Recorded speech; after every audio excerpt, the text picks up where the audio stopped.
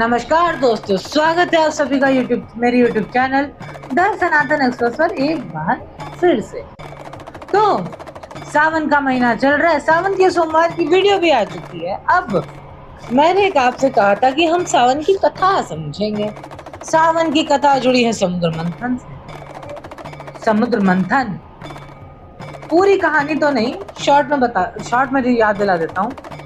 देवराज इंद्र को अहंकार था। अहंकार में महर्षि दुर्वासा ने अपनी तपन की अग्नि से जो उत्पन्न फल था वो इंद्र को देने का फैसला करा। जब वो तपन से प्राप्त हुई माला इंद्र को दी, इंद्र ने अपने ऐरावत को पहना दी। ऐरावत ठहरा जानवर, उसने उस माला का करा अपमान देखकर दुर्वासा ऋषि हुए क्रोधित अवस्था में उन्होंने दिया देवताओं और पूरी भगवान जाति को श्राप, जाओ जाकर सारे हो जाओगे श्रीहीन। माता लक्ष्मी चली गई समुद्र में कि हमें महर्षि दुर्वासा के वचन का मान रखना है।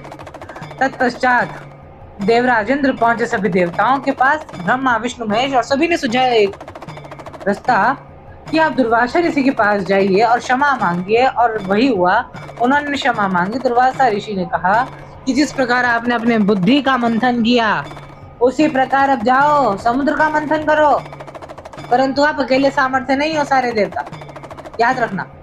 ये बात समझकर इंद्र ने जाकर राजा बलि से मदद मांगी, असुर राजा से।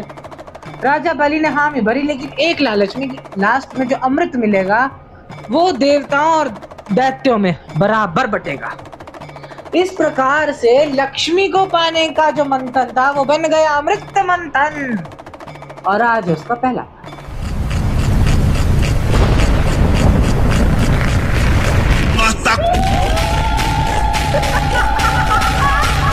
पहली चीज जो निकली उसकी बात हम बाद में करेंगे, क्योंकि वो किसी और चीज से रेजोनेट। दूसरी चीज जो अमृत मंथन से प्राप्त हुई वो थी कामधेनु गायें।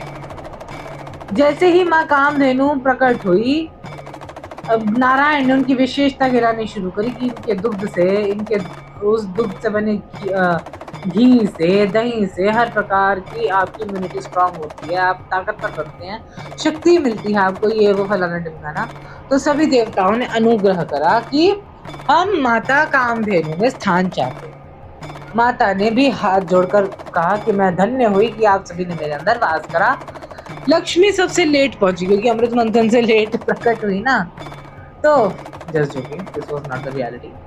माँ लक्ष्मी देर से पहुंची तो उनके लिए कोई अतिरिक्त स्थान ना बचा, तो माँ ने, कामधेनु ने उन्हें सुझाव दिया, आप मेरे मलमूत्र वाले स्थान पर जाकर निवास कीजिए। माँ ने कहा कि मैं सौभाग्य मानूं कि मेरे को इतनी देर से आने के बाद भी आपने मना नहीं करा स्थान देने के लिए, चाहे कोई भी स्थान दिया, लेकिन स्थान दिया। तो माता कामधेनु बहुत प्रसन्न हुई। माता कामधेनु ने कहा कि लक्ष्मी, मैं तेरी रूप को भली भांति समझ गई, क्यों तेरे बिना कलयुग क्या हर एक युग अधूरा है, देवता अधूरे हैं। तो मैं तेरे को वरदान देती हूँ, जो भी अपने घर में गौमूत्र का छिड़काव करेगा, साल में एक बार ही सही, और साल में एक बार घर का पूरा फर्श मेरे गोबर से लिपेगा, उसके घर में लक्ष्मी सदा। अब ये जो कामधेनु गायें थी, ये डील हुई थी कि सारी चीज इक्वली बटेगी देवताओं में और दैत्यों। तो अब जब कामधेनु गाय का नंबर आया, पहली चीज प्रकट हुई, तो देवराज कहते हमें चाहिए, और ऐसी दिव्य गाय को देख के असुर कहते हैं। नारायण के सुझाव से वो कामधेनु गाय देवताओं को प्राप्त हुई, और देवताओं को ये पहली वस्तु प्राप्त होने के कारण उन्होंने ये ऋषियों को दान कर दिया। तत्पश्चात मथनी आगे चली दोबारा। दूसरी वस्तु निकली उच्च श्रवा घोड़ा। उच्च श्रवा घोड़ा एक बहुत यूनिक घोड़ा है।